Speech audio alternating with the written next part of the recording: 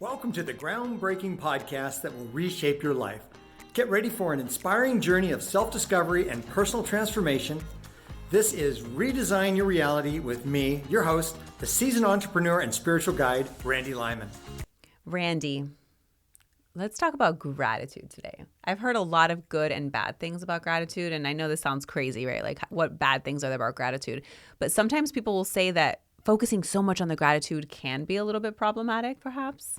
No? Tell me about it. So there's two things, focusing and thinking about gratitude or feeling gratitude. Thinking about anything that could be experienced emotional is just, can be a lead-in, but if we're stuck in the thinking, it's a waste of time. Mm-hmm. It's absolutely a waste of time.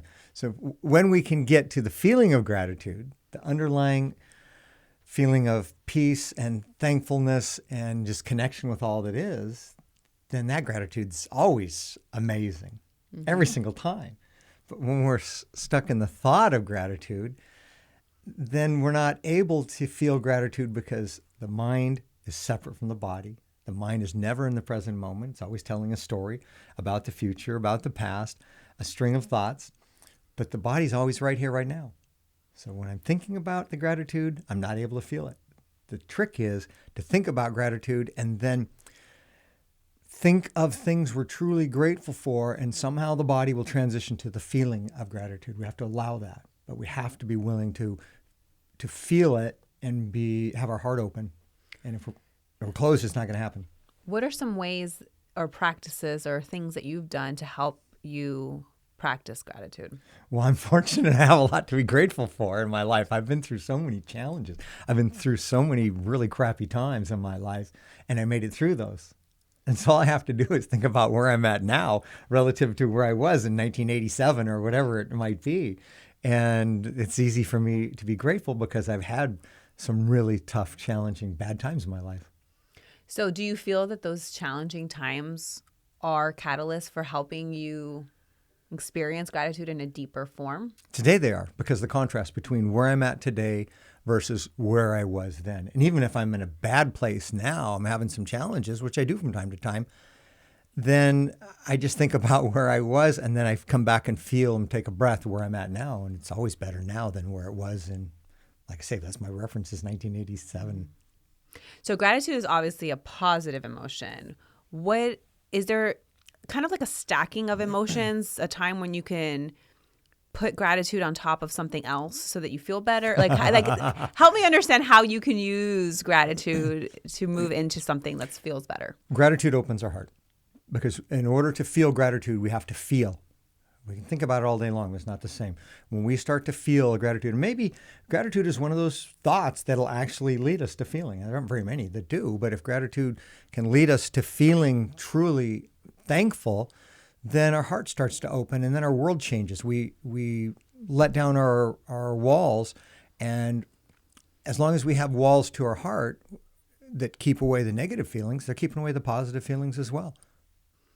You hear a lot about gratitude journaling and focusing on gratitude and just focus on gratitude. And this is kind of what I was talking about earlier. Do you think that it's helpful to be so focused on the gratitude? Okay, when I'm focused on gratitude, or I decide I'm going to feel gratitude, then I also open myself up for any other emotion that comes through at that point in time, whether it's happiness, appreciation, sadness, whatever it is.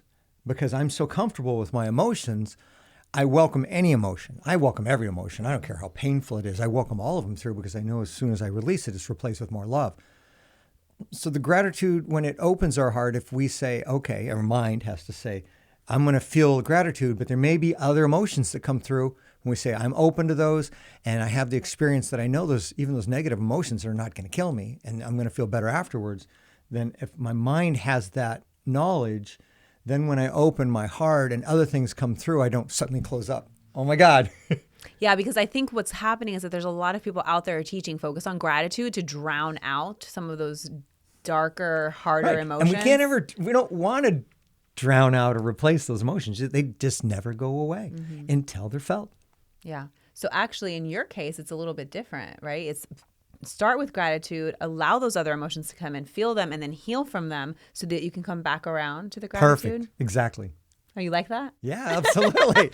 You like that succinctness? I like that. Yeah, I like that succinctness. Okay. That's true. It's exactly what it is. I don't think there are a lot of Well, people you're better at talking about succinct that. than I am. That's okay. The message is all that matters. Yeah. And when people understand all emotions are valid, and gratitude helps us get to the negative emotions and then back to more positive emotions. I love this so much because I have not heard anyone talk about that. It's always like focus on the gratitude, forget everything else. Like the fact that you're actually saying it's a good thing to allow these other emotions to come through, because as you're experiencing gratitude, you might have a realization of something that you had to experience to get to that place of gratitude. And as that comes forward, you process it. Absolutely. And that's the reason a lot of people don't want to feel gratitude is because they don't want to feel. And the feeling is everything. That's where all the magic happens.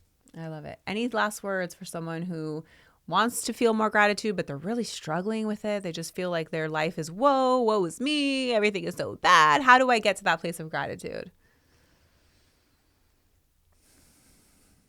The mind has to decide that it wants to feel better. If we don't want to feel better, we're not going to. The ego doesn't care.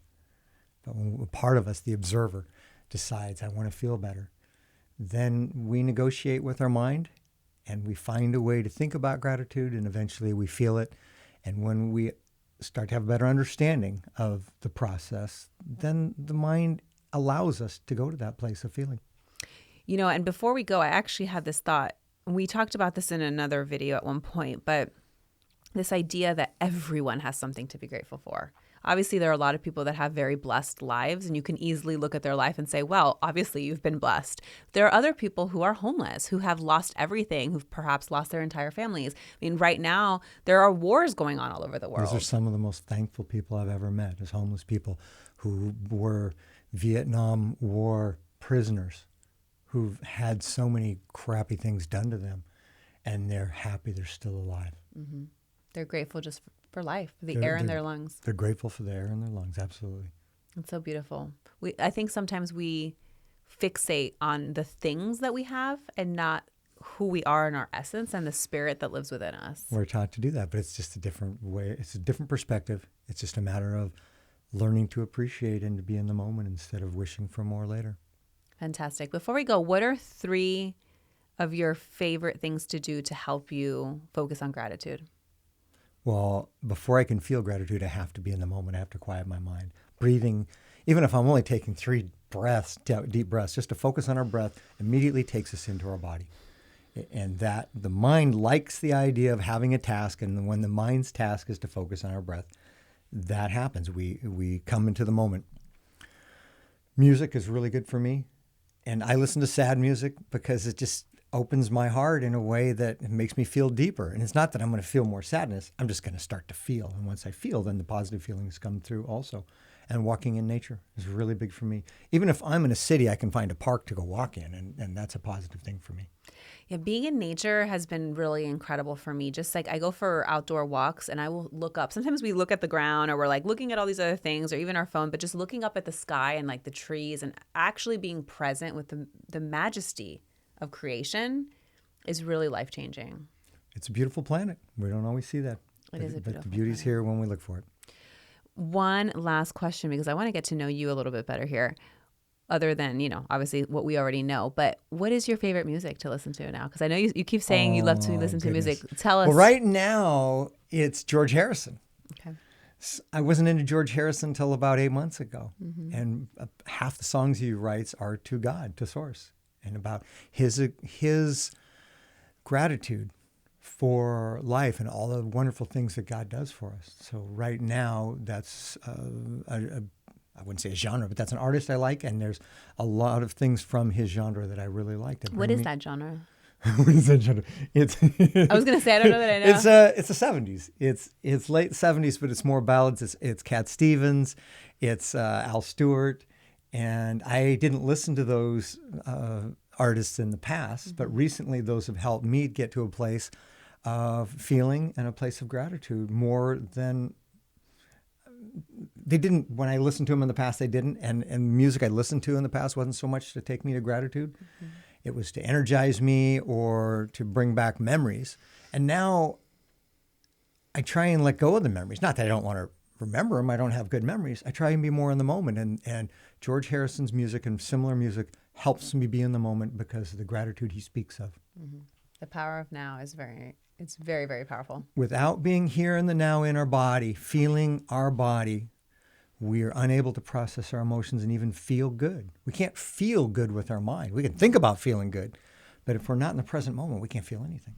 Yeah, and that's a whole nother conversation we can have about living in the present, because they say that you experience anxiety by always being in the future. You experience depression by living in the past. Really, the sweet spot and where we need to be is in the present moment. Can choose to be.